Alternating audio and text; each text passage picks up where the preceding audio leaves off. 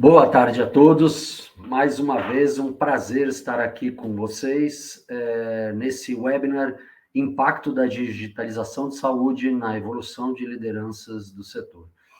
E hoje a gente traz aqui 4 personalidades, 3 mais uma, né? Porque uma das personalidades você já conhece, mas trazemos aqui a Camila Botti, que é gerente sênior de saúde digital e de inovação da Milwell United Health Group.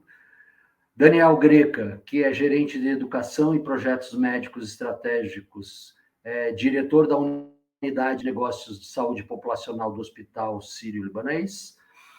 E Alex Julian, que já foi diretor de tecnologia em várias entidades, hoje está como diretor executivo de tecnologia do Cora Saúde, além de ser mentor de startups e conselheiro consultivo para empresas de TI. Como vocês sabem, esse é um webinar interativo, então a gente deixa aberto aqui para as perguntas serem feitas. Vocês conseguem ver aí no canto superior direito da tela de vocês um ambiente para fazer perguntas. Perguntem à vontade, essas pessoas sabem todas as respostas. Se eles não souberem, a gente tranca o webinar, vai consultar na web e depois responde para vocês. Mas duvido que eles não saibam alguma das respostas que vocês vão fazer. E para aqueles que não conhecem ainda a Nilo é uma empresa que oferece uma plataforma automatizada de navegação e coordenação de cuidado, promovendo a captação e engajamento de pacientes de uma forma mais eficiente. Se alguém ficar curioso para saber mais, na aba de folhetos, também no canto inferior direito, vocês vão encontrar para download material sobre a Nilo, com alguns resultados obtidos pelos nossos clientes, e um material com as recomendações de líderes de saúde sobre os desafios de transformação digital no Einstein, Fleury Sul América, por exemplo. Então, sem mais delongas, para a gente começar, gostaria de trazer aqui as primeiras falas, mas antes disso, até para a gente motivar vocês a interagirem, eu vou pedir para entrar um primeiro inquérito, que é um inquérito bem básico que a gente sempre faz, é o último inquérito que está aí na lista de inquéritos, o inquérito 4, que fala sobre como é que está o status da sua empresa. Para quem não sabe ainda como é que é a dinâmica, aparece aí a pergunta: a sua empresa já se utiliza de soluções digitais para navegação e engajamento de pacientes? Aí você só escolhe sim ou não e manda enviar. Aí no final a gente captura todas as respostas e mostra para vocês como é que é o resultado no geral da população que está aqui com a gente.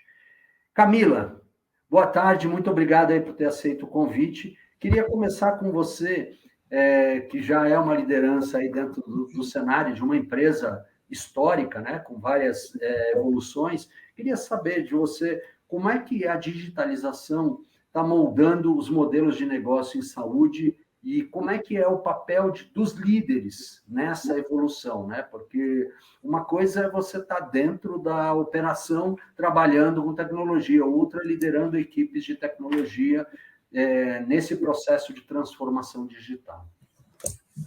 Então, boa tarde a todos, obrigada pelo convite, foi um prazer encontrar o Alex aí, poder estar conversando com vocês, Daniel, um verdadeiro prazer aí estar nesse encontro, agradecer mesmo pelo convite. Eu acho que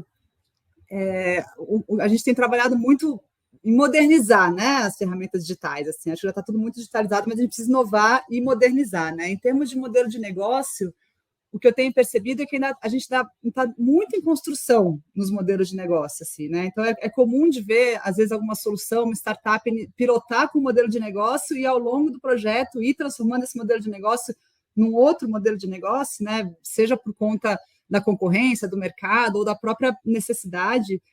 E a gente tem visto algumas experiências interessantes, assim, né?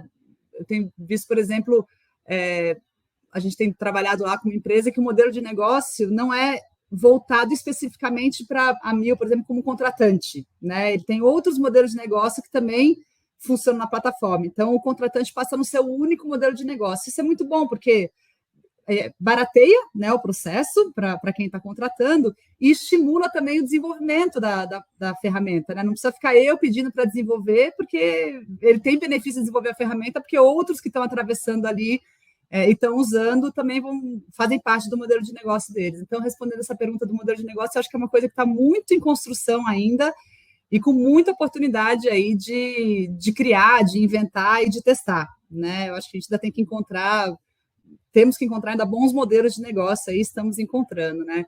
E eu acho que o papel do líder primeiro que assim, eu acho que tem vários líderes, assim, né? Esse é um desafio, né? Se fosse o único líder mandando, talvez fosse mais rápido de funcionar. Mas é bom que tenham várias cabeças pensantes. Eu acho que o grande desafio é interoperar entre esses líderes, né? Então, fazer com que se conversem, identifiquem uma questão em comum e trabalhem junto em função dessa questão em comum, assim, né? Então, acho que esse tem sido, para mim, um dos grandes desafios da liderança, em conjunto com outros líderes, assim, buscar esse caminho. Essa liderança que você traz aí de uma forma bem interessante, né? Uma liderança co-criadora, né? Que cria junto com outras lideranças, até porque já vivemos momentos em que a tecnologia dá saltos e a saúde não, e os recursos humanos também não, e vice-versa, né? Onde, na verdade, a saúde dá saltos, né? A pandemia nos impulsionou de uma forma tal que fez com que a tecnologia talvez não tenha tido o mesmo ganho de velocidade naquele curto espaço de tempo. Então, queria trazer a mesma pergunta para você, Alex, e escutar a sua opinião a respeito desses modelos, né, de negócio e o papel da liderança aí, liderança transformadora na tecnologia e na transformação digital, por favor. Valeu, Cláudio. Muito feliz de estar aqui vendo a Camila de novo. E que sorte a minha aprender com todo mundo aqui hoje à tarde. Eu vou inverter. A Camila começou pelo modelo de negócio e falou da liderança. Eu vou começar pela liderança aí, até para contrapor. O nosso papel, cara, é um papel na minha visão, de pré-venda eterna. Né? O nosso papel como líder é conhecer as tecnologias, identificar aquilo que traz benefício ao negócio e criar business case que demonstre que o negócio vai fazer sentido ou não com aquilo.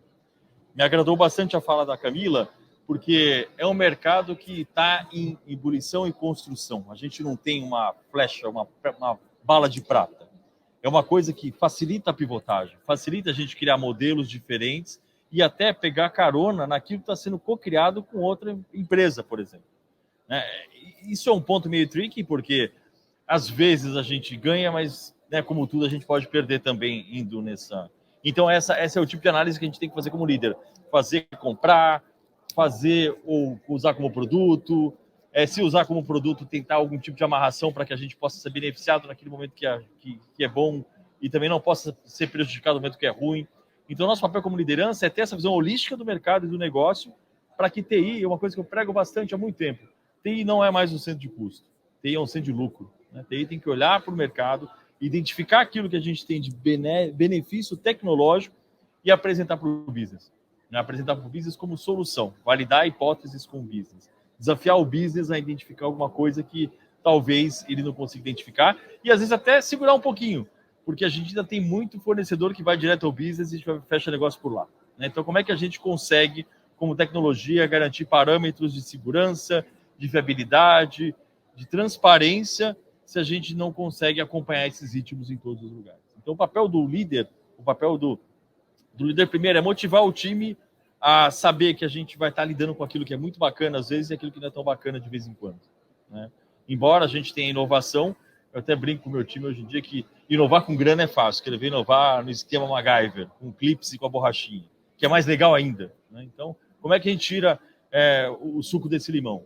Segundo, é a eterna pré-venda. Tá ligado, participar de eventos como esse aqui para que a gente possa ouvir as pessoas e entender para onde o mercado está indo. Né? Tenho certeza que a Camila vai fazer vai falar uma coisa espetacular aqui, e fala, puta, vou usar isso na Cora. E vice-versa. Então está conectado. Está com o network pronto, não só na hora de pedir ajuda, mas na hora de ouvir.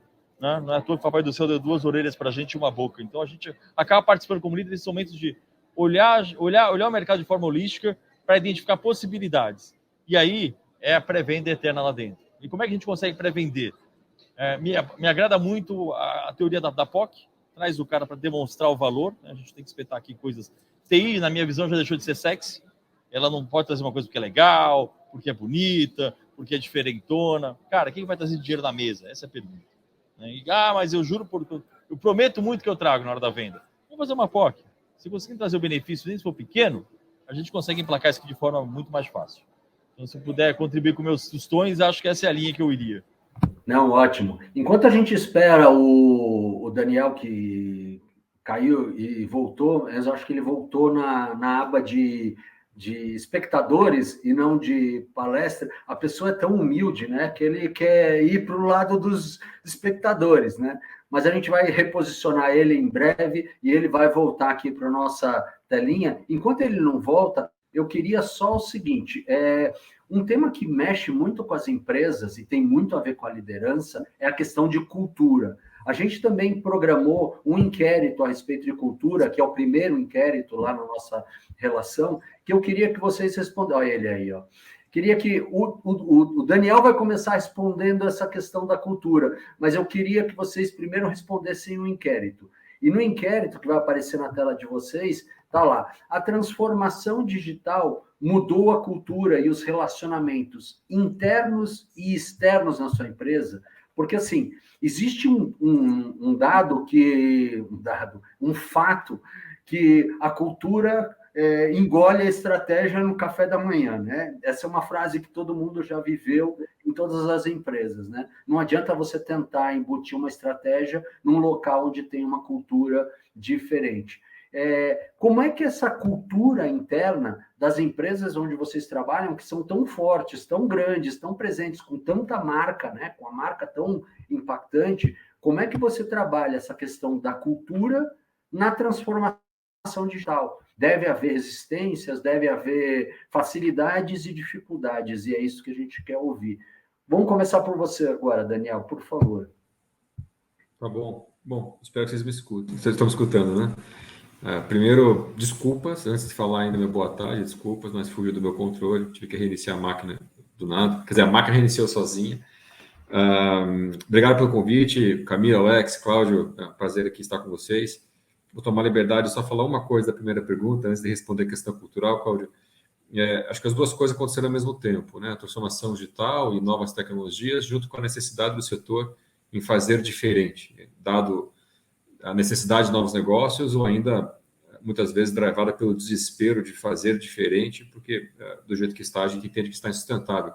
Então, essas duas coisas aconteceram ao mesmo tempo, acho que não é uma dependente da outra, foi paralelo mesmo, e acho que maximizou tudo isso que a gente está vendo, escancarou, na verdade, as nossas dores, os nossos problemas, e permitiu que a gente pudesse fazer em escala aquilo que a gente deveria estar fazendo há muito tempo. Então, um pouquinho da minha opinião sobre a primeira pergunta. Sobre a segunda, Cláudio, lógico que a cultura é quem viabiliza a estratégia. Isso é fato. Isso aí, acho que está todo mundo bem ciente disso. A questão da saúde, acho que tem alguns agravantes aqui. Primeiro, a saúde ela nasce de processo, ela nasce da ciência, ela nasce de mitigar risco. Qualquer profissional de saúde, quando ele foi orientado, quando ele cresceu, ele foi ali treinado para mitigar risco, para seguir processo, para ter ali tudo que é padrão, para garantir qualidade e segurança para quem está na ponta.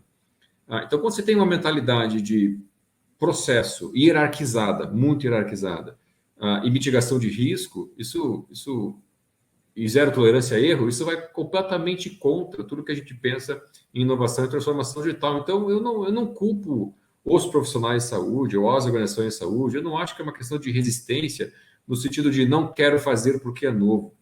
Isso deve existir, obviamente, mas é muito mais uma questão cultural e não necessariamente de resistência. Acho que a cultura que gera essa barreira, porque existe um mindset de processo, de controle, de mitigação de risco, etc. Então, acho que esse é o primeiro ponto. O segundo ponto que eu entendo é que na saúde, aquilo que é produto digital, aquilo que foi digitalizado, mas principalmente o produto digital em si, não estou falando agora de processo, estou falando de produto, ele é muito mais meio, embora a tecnologia sempre seja meio, do que em outras indústrias. Vou dar um exemplo super simples. Quando você pega um produto digital, Netflix, ou qualquer outro nesse sentido, o que você está vendo lá é praticamente o produto final. Na saúde, o produto final vai ser sempre assistência, vai ser sempre cuidado, é sempre pessoa dependente. Então, quando você vai transformar e criar produtos, o time de tecnologia, o time de produtos digitais, eles têm uma mentalidade de que aquilo é produto e o pessoal que está na ponta, que tem esse mindset diferente, não entende que aquilo também é produto e não tem um mindset inovador. Então, você colide dois mundos que hoje ainda andam em paralelo. É muito raro você encontrar um profissional de saúde que tenha um bom mindset, que entenda a transformação digital e de inovação, e o contrário também. A galera de inovação não tem ideia do que a saúde tem de peculiaridade comparado com outros setores. Eu não tenho aqui a vaidade setorial de falar que saúde é diferente do resto, acho que todo setor tem sua diferença. Então, essa é um pouquinho da minha visão, assim, de que você tem dois mundos que tentam andar de mão dada, mas que o mindset os separa o tempo todo. Bom, como romper essa barreira? Acho que, primeiro, tem que ter calma, visão de longo prazo, paciência, e você conseguir implementar métodos, aí se fala muito de método ágil, para que você consiga trazer esses mundos o mais próximo possível, para que quem esteja lá codando e quem está lá entregando o cuidado, eles sentem na mesma mesa e que, com bastante empatia, eles entendam não só o paciente que vai receber, mas a empatia de cada um desses mundos para poder construir alguma coisa que faça sentido. Então, é um pouquinho da minha visão. Se você não ajusta o método, você não tem paciência, o método que eu digo de construção de produtos de transformação, e se você não tem paciência para isso e bastante empatia, a chance de fracasso é muito grande. É que você traz uma coisa bem interessante aqui, que, na verdade, essa conversa entre tecnologia e operação, né, na prática, ela não é tão lisa, né, tão tranquila, né? Eu mesmo já trabalhei com empresas onde eu era o tradutor transliterador, né? E eu não tenho nem profundo conhecimento de um lado nem de outro, né? Mas era para fazer justamente a ponte. Porque o pessoal de tecnologia, temos até algumas charges, né, que mostram o produto na cabeça do profissional de saúde e o produto entregue na cabeça da tecnologia e do pessoal digital, né? São produtos que parecem que passaram por uma trilha que os dois nunca conversaram, e eles estão sempre constantemente conversando, que o linguajar e o entendimento é complexo. Então, ter essa conexão é importante, e esse talvez seja um dos papéis primordiais da liderança, de alinhar as duas equipes no sentido de entregar pelo menos o caminho do meio. Como é que você vê isso, Camila? Você que trabalha numa empresa também que tem uma cultura forte, hoje, inclusive, uma cultura internacional, como é que isso funciona no dia a dia aqui dentro do Brasil, principalmente? Eu acho que um desafio que a gente tem, um colega meu fez essa metáfora, para mim fez muito sentido, assim, que, falando da área médica, assim, né, a área de saúde, profissionais da saúde, mesmo os motivados, assim, é como se eles fossem um eterno adolescente de 16 anos recebendo não do pai. Que eles falam assim, mas dá para mudar isso aqui, melhorar isso aqui? Ah, não dá, porque demora muito. Porque... mas isso aqui, será que a gente pode ajustar isso daqui para melhorar? Ah, também não dá. Então, ele recebe muitos não. Eu acho que o ser humano tem uma tendência natural a gostar de coisas melhores, né? Dessa inovação quando é boa. Mas tem esse desafio de conseguir, de fato, alcançar as melhorias, né? Poder solicitar alguma coisa e enxergar ali e alcançar essa melhoria. Então, eu acho que essa proximidade mesmo das áreas para... Eu não vou te entregar isso aqui agora, mas olha o que está aqui desenhado para te entregar, né? Eles poderem ter essa visibilidade do que está sendo desenhado para entrega, eu acho que é importantíssimo para motivar, e poder fazer pequenas entregas que os algum pouco sims, assim, que, nossa, isso aqui de fato melhorou muito, foi uma pequena entrega aqui, mas que realmente melhorou e me motiva a daí também dar feedback, a me engajar na ferramenta, enfim, a propor novas coisas. Então, acho que essas pequenas coisas, junto com os times, fazem toda a diferença, assim, sabe? Você traz um ponto que eu acho que é bem interessante, né? Houve um tempo em que o mato estava muito alto na saúde, né? E que ninguém usava tecnologia porque era como o profissional tratava tanto os seus pacientes quanto fazia a gestão de saúde da sua população, e a tecnologia não era utilizada na saúde.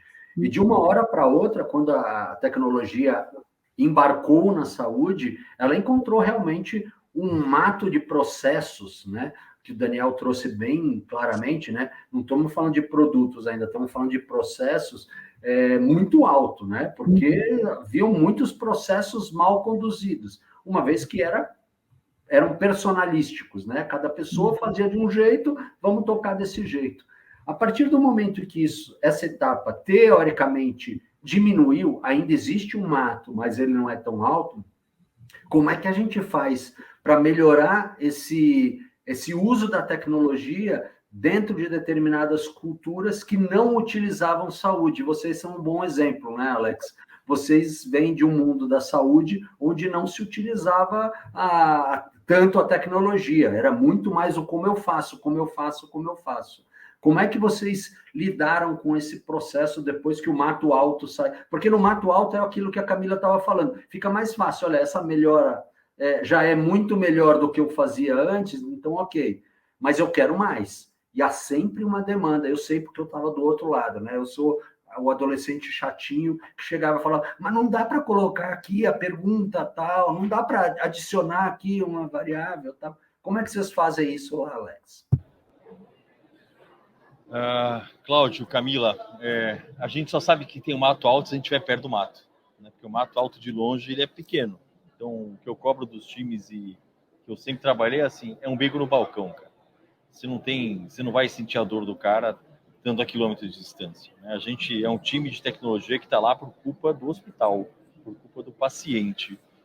Se eles não estão sendo atendidos da maneira que deveriam ser, a culpa é nossa, né? Então, a proximidade, e aí existem aquelas diferenças de fala, de entendimento, porque o cara da tecnologia é mais técnico, o cara do negócio viaja mais, mas a proximidade que a gente cria, estar próximo, entender do negócio, vai facilitar essa visão, né?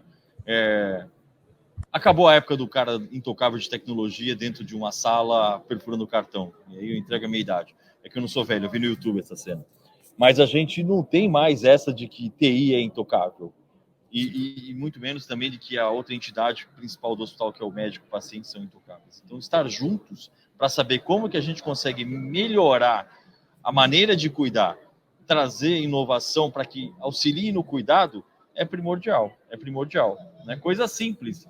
A gente não pode, por custo, entregar um monitor pequeno, porque o cara não vai enxergar o EMR na versão nova, né? Então, como é que eu vou descobrir isso? Estando em campo, né? Eu não posso querer que o médico consiga usar um receituário digital se ele ainda tem a possibilidade de fazer alguma coisa que não está dentro do plano. Ele vai saber que isso existe quanto? Com a tecnologia próxima, né?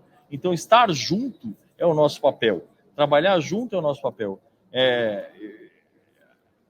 A razão da tecnologia do hospital existir é o hospital, é o paciente, né? Tornar essa forma de trabalho mais fácil, que não é fácil também, né? Tem os dois lados. A gente sempre com um time enxuto, sempre buscando redução de custo, sempre fazendo o melhor com um time que às vezes está sobrecarregado dependendo do momento, né? Olha o Covid aí. O Covid, eu estava em outra instituição no momento que a bomba estourou e a gente ficava no hospital de segunda a sexta-feira, implantando o sistema, né? Então, saber ouvir os dois lados, eu acho, né? E também a gente, como liderança, ouvir o time, né? Nada que chega para mim do meu time, eu questiono primeiro meu time. Vamos escutar o que está acontecendo, né? Vamos entender o que aconteceu. Nosso papel de liderança é dar o conforto tanto para quem pede, quanto para quem entrega. Então, essa conversa aberta e transparente, criando essa zona de conforto e confiança, é o que vai fazer a gente virar o jogo. Então, para cortar o mato alto, está perto, porque a gente sabe que o mato é alto. E para que o mato não cresça tanto, a gente está sempre com o umbigo no balcão, sempre do lado, sempre próximo, sempre presente. Esquece esse negócio de estar longe, esquece esse negócio de ser intocável. Eu acho que tem funcionado assim. Não sei se eu tenho dado sorte, acho que é sorte também, por isso eu não ganho na Mega Sena. E aí, né, eu queria só complementar, porque quando a gente está trabalhando junto a um processo que vai facilitar o processo, eu acho que a gente também tem esse benefício, né? Porque a gente vai entregar uma coisa que vai facilitar. Mas quando a gente também está trabalhando com uma tecnologia que eventualmente vai trazer ali mais eficiência operacional administrativa, eventualmente a gente está falando de substituir o trabalho de uma pessoa por um trabalho de uma máquina, né? E aí a resistência é maior ainda, assim, né? E com razão, né? De quem estava na atividade ali. Então, acho que um caminho também nesse sentido da liderança que eu tenho feito, que eu acho que é muito importante, é você estar junto dessa equipe também, para ajudar a liderança dessa equipe a transformar aquela equipe, porque ela vai ter que se reinventar mesmo, né? Para que ela possa ser parceira e ajudar nessa transformação, ela vai ter que pensar em se reinventar, né? E não ter aquele medo de que vai ser substituída. Então, acho que isso também é um papel importante da liderança em ajudar aí a se reinventar, a pensar que outras coisas podem fazer, né? Como é que a gente melhora aí como um todo, assim, esse processo, né? E, Camila, emendando a sua fala, não quer dizer que a gente está falando de tecnologia que vai mandar o cara embora. O cara vai fazer o trabalho que deveria, né? Ele vai fazer o trabalho da inteligência, não o trabalho braçal. Então, muitas vezes, as implementações traz qualidade no trabalho, né? Eu vou dar um exemplo qualquer aqui. pô, a gente está colocando um robô para fazer elegibilidade, que o mercado já tem, só que uma enfermeira ficava vendo se a carteirinha do cara era válida. Por quê? Né? Então, assim, ela não vai ser mandada embora porque não vai ver a carteirinha. Ela vai cuidar do paciente com o trabalho dela. Então, acho que essa clareza nos objetivos e falar assim, galera, o que a gente está trabalhando para entregar é isso aqui. Vocês entenderam o benefício? É o que vai trazer essa parceria. É um ponto que você colocou que é excelente mesmo. Isso que vocês trazem me lembra duas coisas. Primeiro, que eu também não vi, tá? Eu não vivi isso aí no hospital que eu trabalhava, grande aqui em São Paulo. Eu li isso no... Como é que você falou, Alex? No Google, né? Eu vi isso aí no Google. Mas eu estava no hospital que foi o primeiro a implantar um prontuário eletrônico, vulgarmente famoso no mercado, né? E tinham médicos de 70 anos, 80 anos, que eram chefes de cadeira. E eles falaram, olha, nunca vou fazer isso, não vou prescrever de forma alguma. Algumas gerações morrem pelo próprio trajeto. Outras vêm como absorvedoras desse processo. E já vem uma terceira geração que já nasce com esse apetite, com essa vontade de querer fazer todo o prontuário eletrônico. Então, essas três gerações, meio que uma empurra a outra, né? E isso aí se acomoda. Mas isso traz também uma pergunta que a gente queria fazer para vocês, que era do engajamento. Como engajar e motivar as equipes no processo de digitalização em saúde? Porque vocês estão falando muito dessa identificação e do como fazer, mas isso passa pela aceitação e engajamento do próprio público interno. Do público externo também, que vai utilizar essa ferramenta e os benefícios dela, mas do público interno. Como é que vocês lidaram com isso internamente nas casas de vocês? Vamos lá. Daniel, primeiro? Pode ser. Cláudio, deixa eu fazer um comentário sobre o que vocês falaram antes. Acho que tudo que é bem no meio como tecnologia, como viabilizador, como ferramenta, prescrição eletrônica, prontuário eletrônico, qualquer plataforma de apoio, eu acho que isso pode ter resistência, a própria telemedicina pode ter resistência, mas isso naturalmente vai engolindo o dia a dia. Acho que a gente pode fomentar, acho que tem que fazer aqui o nosso trabalho para escalar essas soluções, mas a parte que resiste naturalmente vai ser engolida. Só você olhar para trás e ver tudo que a gente já faz. A prescrição eletrônica hoje virou algo muito tradicional. A telemedicina tem uma escala gigantesca, prontuário eletrônico também. Então, acho que isso vai engolindo quem tá remando contra.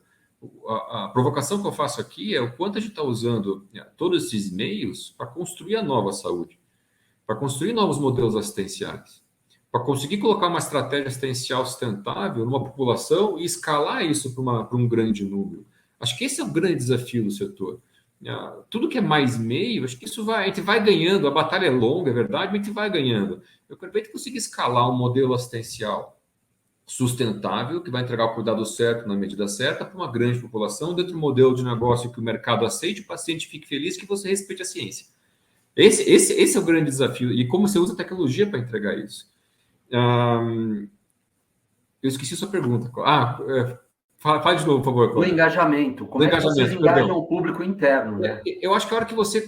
Eu vou voltar para a empatia, porque a hora que você vai transformar e você garante que aquele profissional de saúde vai ter menos telas, que aquele profissional de saúde ele vai ter menos cliques, e que a jornada que ele vai percorrer naquela ferramenta que ele vai utilizar é melhor, a chance desse profissional resistir, ele pode resistir antes, mas depois que ele enxerga, é muito pequena.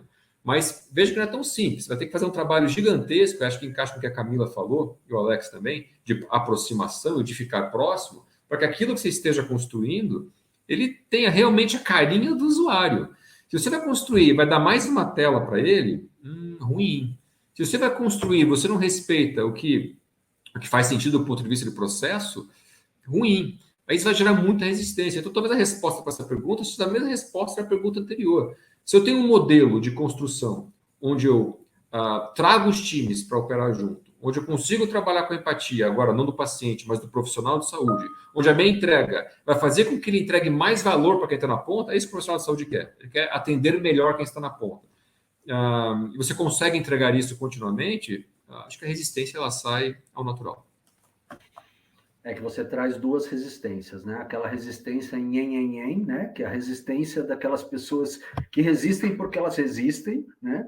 embora aquilo traga benefício, mas tem também um ambiente onde existe uma certa dificuldade para o operacional, né? Então, né, nesse ambiente onde a resistência o cara resiste porque ele é resistente a qualquer coisa, eu acho que o momento, como você bem disse, vai engoli-lo, né, de alguma forma. Mas quando isso traz alguma dificuldade, principalmente no início, como é que vocês fazem para engajar? Como é que vocês fazem para trazer esse time para junto e falar o seguinte, olha, pessoal, vamos, porque apesar de preencher mais uma tela, isso vai ser bom para todo o processo, vai trazer mais clareza, mais informação, mais dado, porque ele está muito naquele mundo, né?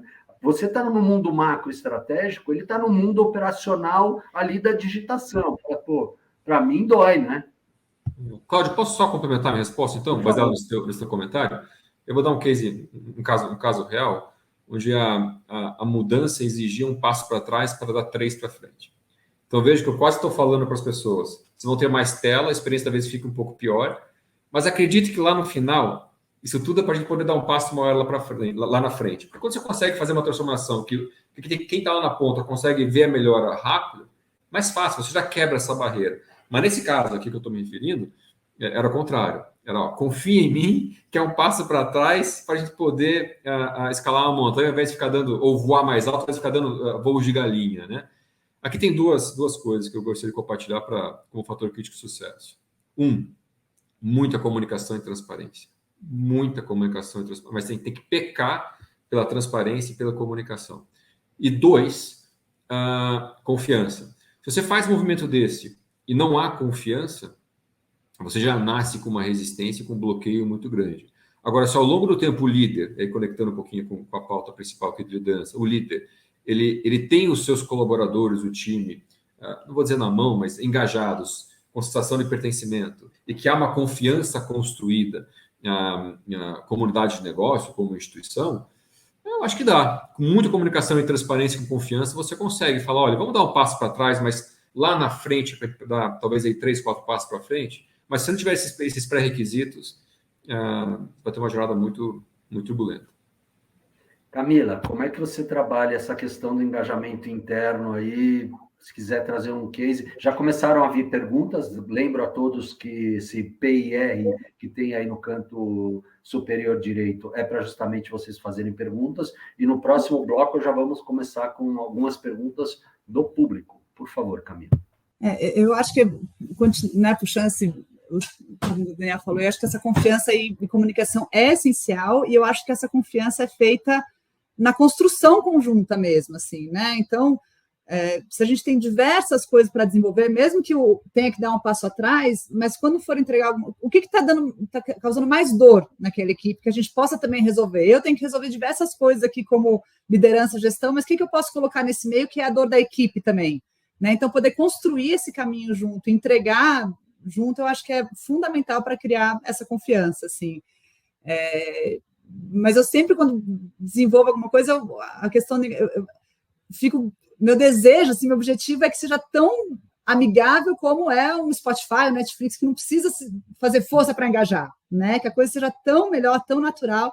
A gente sabe que não é, né? Dificilmente é, assim. Mas eu acho que esse é sempre o objetivo, assim, né? Que seja alguma coisa que, de fato, seja muito fluida, que traga muito benefício e facilite aí o engajamento, né? E aí sempre tentando priorizar um pouco o que é a dor mesmo daquele processo, daquela operação, para que possa engajar, né, esse time. E você traz uma questão bem interessante, porque essas tecnologias que vieram para outros mercados, eu também não vou usar, Daniel, aquilo que você falou que na saúde é diferente, mas em outros mercados elas funcionam porque elas conseguem atender muito mais do que um Pareto, né? Não é todo mundo que gosta do Uber, não é todo mundo que gosta do Netflix, mas quando aparecem essas tecnologias, grande parte adere e se beneficia delas. Na saúde, isso é complexo, né? Existem vários serviços que têm os seus prontuários, que têm a sua identidade, que usam a sua ferramenta e que falam assim, olha, para eu trabalhar com você, eu preciso que você trabalhe comigo. E para isso existe a questão da interoperabilidade, né? Que eu acho que é muito... Eu vou completar as duas perguntas, Alex, para você já mergulhar nela. Essa questão do engajamento, como trabalhar o engajamento, mas o Hernandes Oliveira traz aqui a questão de como levar essa interoperabilidade, continuidade do cuidado e saúde baseada em valor para o consumidor final. Porque uma coisa é você trazer isso para dentro, né? E engajar as pessoas, vamos junto, porque esse é o caminho e vai funcionar direito. E como é que eu passo isso para fora? Porque essas tecnologias que a Camila trouxe, elas foram compradas por fora primeiro, né? Elas vieram como ideias e foram compradas por fora, de pessoas que estavam com a barriga no balcão, como você falou no começo. Eu acho que quando a gente fala de engajar o cara interno, a gente precisa tomar o cuidado para aterrissar, né? A gente sempre, quando pensa em inovação, quantas vezes eu quero ser o Uber da saúde, eu quero ser o Netflix da saúde. E é o que tu disse, cara, às vezes o EMR que a gente já está acostumado é a mesma cara, ele não vai mudar, né? Ele não vai ser uma coisa que vai ser disruptiva nesse momento. Então o primeiro passo que eu acho é, galera, qual que é o propósito daquilo que a gente está fazendo? Vamos aterrissar junto, vamos entender qual que é o, como usou muito bem o Daniel. Às vezes vamos dar 2, 3 passos para trás aqui para fazer uma coisa bacana daqui a pouco. Segundo ponto que eu acho que a gente acaba negligenciando muito, e eu tomo esse cuidado, é a gestão da mudança, né? A gente sempre vem com uma solução goela abaixo.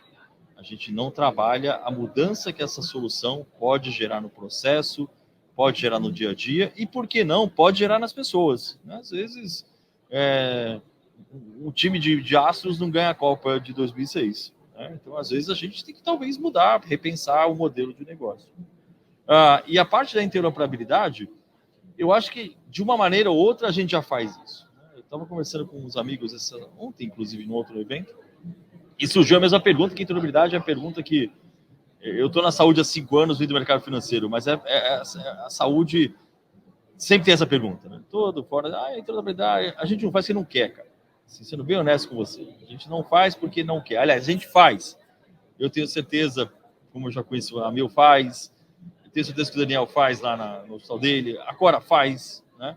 O que a gente não faz é entre companhias, que é onde está aí a grande dificuldade, né? A dificuldade financeira, a dificuldade de estratégia, a dificuldade de vontade, talvez. Isso quem está dando a opinião é o Alex, pessoa física, né? Então, a gente já fornece dados do paciente. O paciente já tem muita informação que até 2 anos, 3 anos atrás ele não tinha, né? Hoje tem um laboratório famoso que atende em São Paulo que você consegue pegar seu exame de todos os anos lá.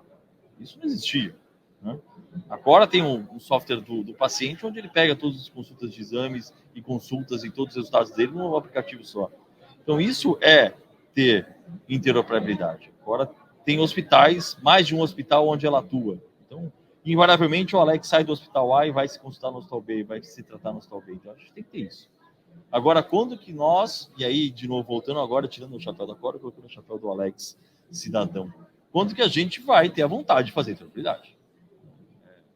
Isso é uma coisa que eu sempre digo que é uma ação do mercado para a instituição. Não é uma ação que o governo vai ajudar, que o governo vai fazer, ou se a gente esperar, a gente vai discutir mais 25 anos de webinar o mesmo tema. Então, como é que nós, como mercado, vamos direcionar essa implementação no curto e médio prazo?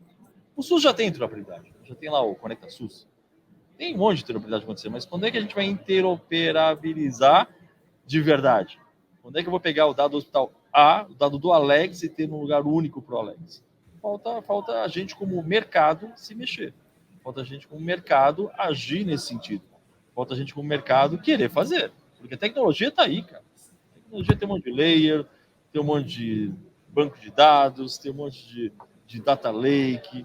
Já não é mais bruxaria. Deixou de ser bruxaria. Agora, a coisa está acessível, está na mão. Então, acho que nós, como os agentes de mercados e liderança, a gente poderia provocar um movimento semelhante. Sentar, Uber entrou no Brasil à margem de uma lei que dava para fazer um transporte de passageiros durante a Olimpíada, né? Que era para facilitar a mobilidade. 2 meses depois, um ano depois, ele virou um produto que todo mundo usa para qualquer hora e mudou o mercado, né? Taxista tem gente melhor, taxista não nega corrida, taxista recepciona a gente até com bala hoje em dia. Por quê? Porque foi uma provocação do mercado para o meio. Então, acho que a gente, para interoperabilidade, é onde vai ser a saída. A gente fazer uma movimentação do mercado para o meio. Posso fazer um comentário, Cláudio? Aqui, a minha visão aqui é que a não execução, a falta da interoperabilidade, Só é um sintoma de outros problemas que a gente tem, porque a saúde não é um sistema, a saúde suplementar e a saúde privada. Não existe sistema de saúde, existe sistema de saúde público e existe um monte de players privados com ou sem fins lucrativos com a saúde suplementar, no caso aqui as operadoras. Se existisse um sistema, esse seria um incentivo natural, não só para compartilharmos dados, mas de fazer coisas em conjunto e trafegando esse paciente em diferentes níveis assistenciais e diferentes prestadores. Mas como não há um modelo assistencial e um padrão de cuidado uniforme, por não ter um sistema de saúde, isso não existe. Então, talvez forçar a interoperabilidade, ou compartilhamento de desfecho, ou linhas de cuidado integradas com outros prestadores, é quase que dar murro em ponta de faca, porque antes disso precisa ter um sistema. Antes disso, precisa ter um modelo de cuidado que todos que participam do cuidado entendam, acordem e cumpram, e sejam monitorados. Então, acho que tem um passo gigantesco que tem que ser dado antes, que é da formação de um sistema. Agora, como que isso vai acontecer? Não vai acontecer se não for top-down, não vai acontecer. Então, por isso que a única saída que a gente entende, pelo menos a minha visão aqui, estou falando aqui em nome do Daniel Greca, não da instituição que eu trabalho, ou você espera formar-se um sistema de saúde não público, sabe Deus quando, e eu não quero ficar apontando para o regulador ou para o governo e dizer que por causa disso não acontece, ou você trabalha com mini sistemas de saúde e protagoniza isso, e você forma isso, e você coloca o teu modelo de cuidado com outros players, aí, obviamente, com questões de value-based healthcare, e você consegue interoperar numa ilha. Ah, Daniel, mas não tem que ser numa ilha. Para maximizar a entrega, tem que ser no sistema todo. Não vai. Não vai. Sem esse empurrão, se não for top-down, não vai. Então, que a gente tenha boa vontade aqui, a nossa responsabilidade como líder, Cláudio, de novo falando de liderança, de fazer a nossa parte, protagonizar essa transformação, de formar esses mini sistemas de saúde privado, onde sim, em mini sistemas talvez fique um pouquinho mais fácil ou menos complexo alinhar os interesses, compartilhar os dados e construir um modelo sustentável que tenha o paciente no centro, realmente. E isso que você traz é exatamente o momento onde o mercado se encontra, né? Porque, parafraseando o que a Camila trouxe, a gente olha um modelo sensacional e fala assim, é lá que eu quero chegar e eu não aceito nada menos do que aquilo. No Open Banking fica fácil. No Open Health não é tão fácil você ligar e desligar a chave. Então, você vai precisar evoluir. E o que a gente tem visto no mercado hoje, no mercado brasileiro de uma forma bem clara, é a criação de microecossistemas, né? Entidades que se prontificam a criar um microecossistema para que eles possam coordenar de forma um pouco mais integrada, e aí eu puxo aqui o que o André me puxou a orelha no outro webinar, e aqui eu trago de novo, né, que integração é diferente de interoperabilidade, né? A gente não deve somente integrar as coisas, a gente deve transformar esses dados e essas informações em mãos de vias duplas para que eles possam ser utilizados por todos. E aí é bem falado que o Daniel trouxe, porque só funciona assim se você tiver um sistema. Olhando para o seu lado, não adianta, não vai ter essa interoperabilidade. Você pode eventualmente até integrar, mas não vai ter interoperabilidade. E aí eu quero trazer para vocês agora, além dos elogios que o André trouxe, a Laís trouxe, e da pergunta que já foi feita, eu quero trazer um terceiro inquérito para vocês. Esse inquérito tem muito a ver com o que a gente está falando, e eu vou pular diretamente do inquérito para depois quem decide, né? Porque a gente está falando aqui das lideranças, quem é que decide? O inquérito que eu trago agora para vocês é o último inquérito que a gente tem na fila aqui, que é quem toma a decisão final e libera recursos para o desenvolvimento digital na sua empresa, né? A gente está falando sobre liderança, sobre impulsionar um movimento, né? Sobre liderar um movimento, e existem várias hipóteses, né? Que, eventualmente, o próprio mercado, através da área comercial, seja um impulsionador, que o CEO seja esse impulsionador, né, porque ele tem essa visão estratégica da empresa, e a gente já vai colocar já esse inquérito aqui, que é quem toma a decisão final, o CFO, porque é ele que está sentado em cima do caixa, né, e vê nisso uma possibilidade, além de ter ser um bom investimento, ou o CIO, porque, na verdade, o CIO tem os princípios básicos para capitanear isso, né? Então, trazendo aqui o inquérito para vocês, né, para que vocês possam responder, quem é que vai tomar essa decisão, ou quem é que toma essa decisão final e libera esses recursos para o desenvolvimento digital na sua empresa? É o mercado impulsionado através da área comercial, CEO, CFO, quem é que impulsiona isso? E eu já queria puxar de vocês como é que funciona isso internamente para vocês e quais são os cases que vocês podem trazer para a nossa audiência em relação ao que vocês já implantaram, que deu certo e que não deu certo. Vamos começar agora pelo Alex, você é o primeiro agora.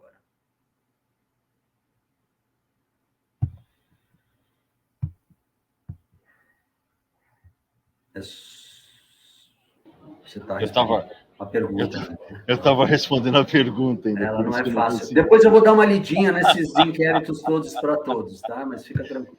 E aí eu fiquei tão compenetrado aqui. Se você puder, por favor, retomar a sua pergunta, eu agradeço bastante. Porque na hora que você começou a falar, eu comecei a pensar, eu falei, nossa, e enfia a cabeça na pergunta. Não, tranquilo. A pergunta é o seguinte: primeiro, como é que funciona na sua empresa, né, esse processo? E segundo, cases que você pode trazer aqui para a nossa audiência de coisas que deram certo e que não deram certo na transformação digital que foi implantado, no seu caso, na Cora.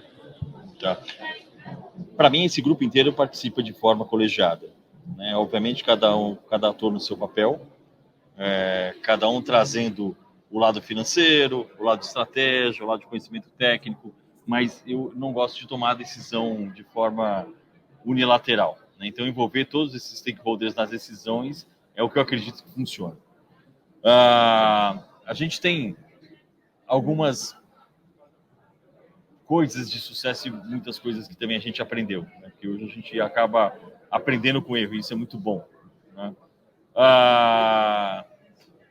Uma coisa que eu posso citar é que talvez, dependendo da região, a gente, é aquela história de um sapato não cabe em todos os pés, né? Então, em determinadas regiões, uma estratégia de transformação não pode ser adotada para um grupo, e sim regionalizada. Então, isso é uma coisa que eu posso compartilhar de aprendizado, né? O que funciona em São Paulo não funciona no Espírito Santo, pode não funcionar no Nordeste, pode ir bem em Brasília, mas não vai bem em Tocantins. Então, entender o seu cliente regional é uma coisa importante, ainda mais nós que somos 3 participantes de grupos gigantes aqui, que estão espalhados pelo Brasil inteiro. Então, aquilo que funciona numa região pode não ser legal no outro. Um exemplo simples tem lugar que o cara gosta de ir no hospital marcar um exame e consulta. O cara vai lá como uma ação, né? Ele gosta de estar dentro da unidade, ele gosta de bater um papo com o porteiro. Então, às vezes, a ferramenta melhor para que ele possa se conectar com a unidade é o simples fato de ir até lá. E você investir uma grana para colocar uma transformação digital que ele vai fazer isso por celular, nem pega. A gente tem a sorte de estar em São Paulo, que é a principal capital do Brasil, é uma das principais da América Latina, e se você for um pouquinho para o lado, o 3G já não pega. Então, é uma coisa que a gente tem que pensar numa estratégia de implementação digital. E o caso de sucesso foi o tempo de resposta que a gente teve na época de pandemia, né? Acho que todo mundo passou por isso. E aí a resposta é de todos os sentidos. Desde deixar o cara em casa, até liberar acesso, até criar questionários online que o paciente respondia antes de ir para a unidade, porque ele não precisava ir para a unidade se não tivesse o sintoma A, B, C, D ou F. Então, essa agilidade e pensamento fora da caixa, que eu chamo de pensar de forma inteligente, é um destaque que a gente teve que passar aí, e acho que todo mundo passou isso muito recente, né? Saber se adaptar, saber transformar um ambiente que era extremamente formal, né? Até a pandemia era proibitivo ter o home office. A tecnologia sempre teve, porque tecnologia a gente trabalha em casa de madrugada, quando para o sistema, tem o acesso, mas estou dizendo a parte administrativa, o cara do faturamento, o cara do marketing, o cara do jurídico, esses caras nunca saíam da empresa. E depois de algum tempo a gente entregou um monte de andar dos prédios aí, porque a galera já estava em home office, já conseguiu se adaptar bem. Então, toda essa transformação que a gente teve que fazer a toque de caixa, eu acho que é um caso de sucesso para todo mundo. E o que a gente aprendeu é que aprenda a olhar as diferenças, né? Com certeza não é um sapato que cabe em todos os pés mesmo. Perfeito. Eu vou passar essa mesma pergunta para você, Camila, de experiências vividas e não vividas aí, positivas e negativas, mas eu quero também trazer já o que a Daniele Quirino está trazendo aqui, não como pergunta, né? Ela faz uma afirmação que eu acho que dentro das nossas falas tem tudo a ver. Vejo que ainda falta comunicação clara entre as pontas, né? Eu acho que isso congrega o Alex trouxe que todo mundo tem que tomar essa decisão junto, né, no investimento, e ainda falta um pouco de comunicação. Como é que vocês trabalham lá dentro e quais são os pontos positivos e negativos da transformação digital que você pode trazer como case? Legal. Então, assim como o Alex contou aqui, também a gente trabalha, é um colegiado que define isso, né? Faz a definição aí do investimento, mas eu entendo que é muito o nosso papel aqui na área de negócio, como liderança da parte de inovação digital, provocar e tentar mostrar alguns caminhos possíveis, né? Eu acho que esse é muito o papel aí que a gente tem na questão da inovação, fazer essa provocação constantemente, assim, como área de negócio, trazendo as dores e trazendo possíveis soluções, assim, né? Como aprendizado, acho que tem uma coisa que é interessante, assim, que a gente até gostaria muito de fazer tecnologias super amigáveis, intuitivas, com engajamento facílimo, mas não é bem assim, né? E especialmente na área de dados, assim. Então, a gente vê, às vezes a gente cria aqui uns painéis maravilhosos, com informação riquíssima, e ele fica lá parado, né? Então, é importante, acho que uma coisa que a gente tem que fazer, incentivar e promover é o treinamento, né? As pessoas têm que aprender, por exemplo, a usar num Power BI, porque a gente faz um super painel e aí a pergunta primeira que eu disse, mas dá para extrair para um Excel? Sabe? Então, acho que a gente tem que treinar as pessoas nas tecnologias, porque, infelizmente, não são tão intuitivas e tão fáceis assim. Então, acho que o treinamento é importantíssimo e também dar um contorno na expectativa e no desejo, né? Porque a gente vai entregando e fala, não, mas não dá para usar esse painel ainda porque falta aquele dado que eu preciso, ou falta aquele filtro que para mim faz falta. Então, também ter aí, junto com toda a liderança, uma definição, não, a gente vai usar isso que tem aqui, tá? Não é tudo como você quer, mas é muita coisa já, né? Então, acho que também é importante isso, ter essa definição e esse movimento aí de vamos usar o que tem hoje, né? E continuar melhorando, assim. Então, acho que esses são aprendizados. E outro aprendizado rapidinho também sempre a discussão, né? Desenvolve dentro de casa ou contrata, né? Então, a gente tem tido esse aprendizado aqui, tanto de desenvolvimento dentro de casa, quanto de contratação, e tem sido uma experiência muito interessante, assim, a questão das POCs, né? Poder experimentar e, de fato, contratar, às vezes, pequenas soluções, sabe? Aí, mesmo que a solução possa entregar muito mais coisa, vamos aos poucos. Então, contrata uma pequena solução, entrega aquela solução, aí depois vai aumentando. Então, isso também tem sido uma experiência muito positiva. E, enfim, acho que é importantíssimo ter um parceiro que seja muito próximo também, né? Muito promotor dessa transformação para que ela ande rápido. E o time já tem percebido como que é rápido. Daí falou, nossa, mas já fizeram aquilo que eu pedi? Né? Não teve que abrir um BC, não teve que ter recurso. Então, isso tem sido uma experiência interessante também aí de contratação de pequenas soluções, sabe? Vamos para o Daniel agora. Daniel, como desafio aqui, eu só queria trazer um pouco do que o Gustavo Landsberg está trazendo, além da pergunta do case de sucesso e não, né, e insucesso, essa integração das lideranças. Ele pergunta aqui, na opinião de vocês, qual foi a maior transformação que já aconteceu na saúde proporcionada pela digitalização? Acho que o Alex já respondeu, né? O impulso da telesaúde, né? Nesse momento de pandemia, foi realmente em tempo recorde para muita gente ao mesmo tempo. E quais seriam as áreas ou processos que ainda não se beneficiaram dessa transformação e carecem de digitalização? Isso aí fica para vocês responderem, por favor. Daniel. Tá bom. Primeira coisa, sobre a primeira pergunta lá atrás, antes de entrar nessa última, tomar decisão hoje, qualquer empresa que tem mínimo de governança, ela é sempre colegiada, né? Indo aqui um pouquinho contra o que o Alex e a Camila falaram. É difícil pegar um CEO hoje de uma organização que consiga definir todos os investimentos. Tem que estar conectado com o planejamento estratégico, que tem que ser feito, normalmente é feito de forma coletiva e democrática. Em cima disso, você coloca os investimentos. Então, não é uma decisão solo que vai definir para onde vai o investimento. E também tem outro ponto, que é caro. Você ter o seu data lake devidamente protegido, curado, sanitizado, com dados prontos para serem usados, que seja interoperável, que você consiga integrar, que você consiga coletar essa informação. Isso não é barato, gente. Na hora que você pensa para uma realidade Brasil, 6.000 e poucos hospitais, 700 operadoras, medicina diagnóstica, milhares, dezenas de milhares, não é simples a gente exigir digitalização e transformação digital numa realidade onde o recurso é altamente finito e ainda deixar tudo isso pronto é caro. Então, tem esse desafio financeiro, né? A gente está falando aqui bastante do desafio de liderança e desafio de resistência, mas há um desafio financeiro quando você pensa na realidade do Brasil.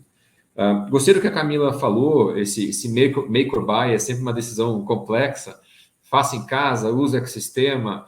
A gente tem um caso interessante aqui, onde a gente decidiu construir em casa aquilo que é realmente core, mesmo a gente não sendo uma fábrica de software ou não sendo uma tech company. Foi uma decisão bastante corajosa nossa. Hoje a gente olha para trás com bastante orgulho. Não foi fácil, mas acho que fez sentido quando você pensa que se eu sou uma empresa de saúde, eu não sou uma tech company. Tem que primeiro assumir essa identidade. Eu sou uma empresa de saúde. Como é que eu vou construir em casa aquilo que é core se eu não tenho vocação para isso? Ao mesmo tempo, o setor nem sempre entrega aquilo que você quer. E tem essa distância da tecnologia com a ponta. Então, sempre tem muita promessa e pouca entrega. Sempre não, né? Em vários casos, perdão, desculpa o erro da palavra aqui, ou ainda é muito caro para você fazer as customizações, deixar aquilo com a sua cara. Então, ele tem uma decisão muito acertada de construir em casa aquilo que é a espinha dorsal mesmo de tecnologia para aplicativo, para prontuário e para dados, principalmente. E aí a gente usa os periféricos, vamos colocar assim, aquilo que acopla e conecta com essa espinha dorsal, a gente usa no mercado. Então, essa decisão foi um caso super importante nosso, um case de sucesso, mas fala com um case de sucesso depois que passou, porque durante a tempestade foi super difícil. E aí, respondendo a pergunta última aqui, Cláudio, a maior transformação, veja que a hora que a gente fala tele, é legal, acho que foi super legal, né? Democratizou, deu acesso para muita gente, mas ainda a gente está falando de meio, né? A gente não está falando de usar o meio para transformar a saúde, naquilo que eu falei antes, de realmente mudar a forma como a banda toca na saúde. Então, às vezes eu estou mais otimista, às vezes estou mais pessimista, talvez hoje eu esteja um pouquinho mais pessimista. Eu não acho que a gente teve uma grande transformação no que diz respeito a modelo de negócio e entrega. Acho que a gente teve, sim, uma grande transformação em tecnologia por meio, né? Como telemedicina, algumas coisas para eficiência. Eu acho que tem espaço, Cláudio, respondendo agora sim, então, a última pergunta, tem bastante espaço ainda para eficiência no que diz respeito a ciclo de receita. Muito. Mas muito. Mas acho que fraude a gente conseguiu ter um bom avanço, identificação de fraude, principalmente as operadoras. A Mil tem um caso super interessante, inclusive, disso. Mas ciclo de receita ainda tem muito espaço vazio para a gente evitar que a conta chegue torta, ou que seja, o que tenha glosa e gaste bastante energia das partes que estão aí negociando os contratos, tudo.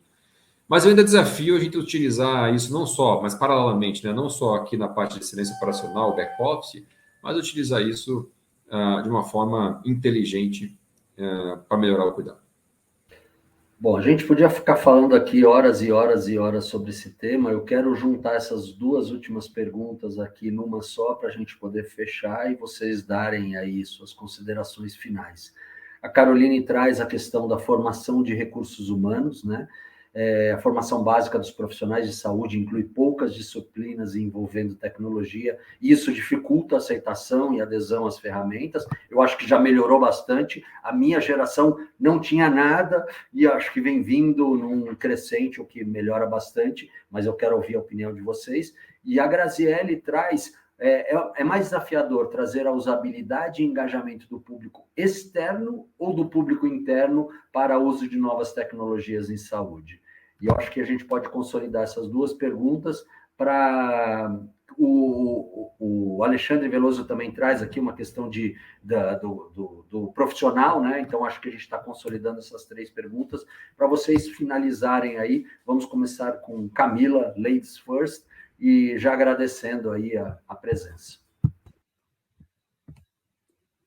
Eu em termos de transformação, né, também respondendo, acho que o cuidado remoto oficial, né, porque já se fazia, né, em algumas, mas esse possível, né, acho que foi a grande transformação, mas eu ainda acho também que está por vir a grande transformação aí na saúde, e olhando especialmente para a questão do cuidado clínico, né, o uso adequado da tecnologia, assim, de exames, né, de cirurgias na saúde, assim, acho que essa solução a gente precisa encontrar, ainda que às vezes tem a sensação que a gente não está conseguindo mesmo, né? E essa questão do engajamento, eu acho que quanto mais próximo tiver a comunicação, melhor. Assim, quanto mais o interno estiver olhando para o externo, isso facilita, né? Porque daí o engajamento é em comum, né? O que vai ser bom para o externo também é bom para o interno, e existem essas possibilidades, esses caminhos, assim, né? Então, acho que aproximar isso é um facilitador, assim, do engajamento, sabe? O que seja bom para todos, né? E tem muita oportunidade de soluções aí que é um ganha-ganha, que vai facilitar e melhorar o cuidado e o sistema de saúde como um todo, né? É mais fácil para dentro ou mais fácil para fora? Ou mais difícil para dentro ou mais difícil para fora? Esse engajamento. Eu acho difícil não sei se tem um que seja mais ou menos, acho que depende muito de qual que é a solução, de qual que é a dor, de qual que é. Umas é mais fácil dentro, outras é mais fácil fora.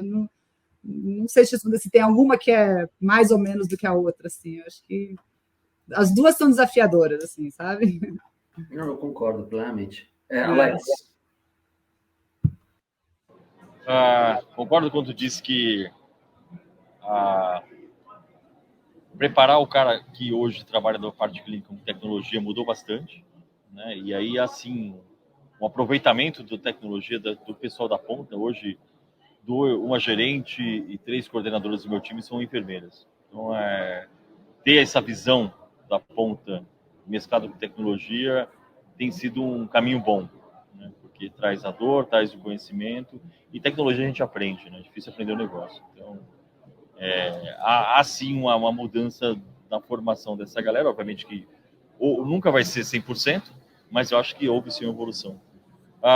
Sobre engajamento, eu acho muito na linha do que a Camila falou, apesar do cara interno você controlar melhor, né? O cara externo, você lida com diferentes públicos, diferente idade, uma pessoa que você tem que, de uma maneira diferente, engajar naquilo que está sendo feito de transformação, né? Um exemplo clássico minha mãe não faz telemedicina porque não sabe mexer no celular. E aí treinar ela é difícil. Então, acho que tem, sim, abordagens diferentes para problemas diferentes. Mas eu ainda acredito que interno, por estar mais próximo, o controle é mais fácil. E o último ponto que me preocupa também na saúde ainda é o lance do dado, né?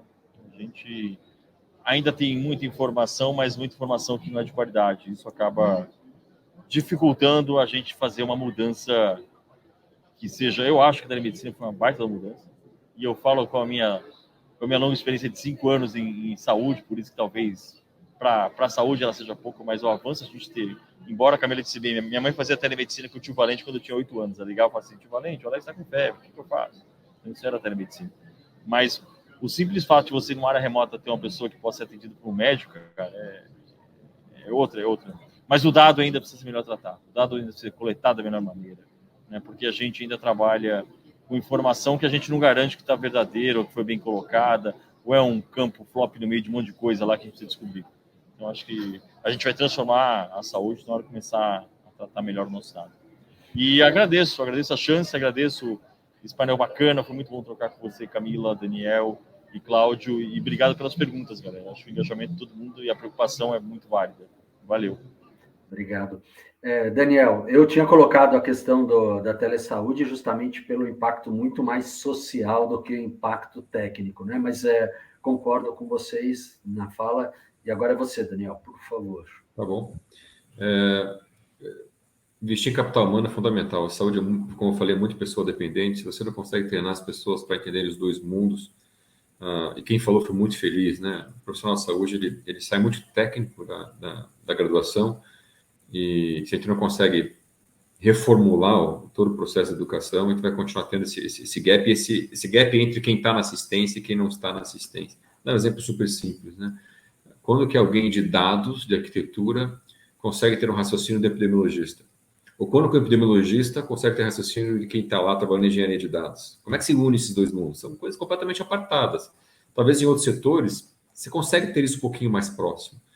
Mas na saúde é difícil, é mais difícil. Por isso esse investimento em capital humano é fundamental, realmente.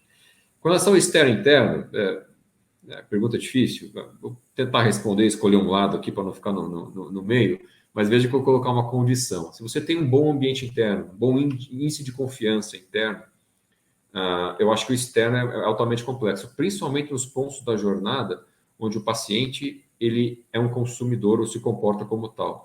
Naquele momento onde ele é um paciente, onde está mais sensibilizado, é mais fácil. Você consegue trazer ele mais para perto e engajar em tratamentos, etc. E mesmo assim, tem suas dificuldades.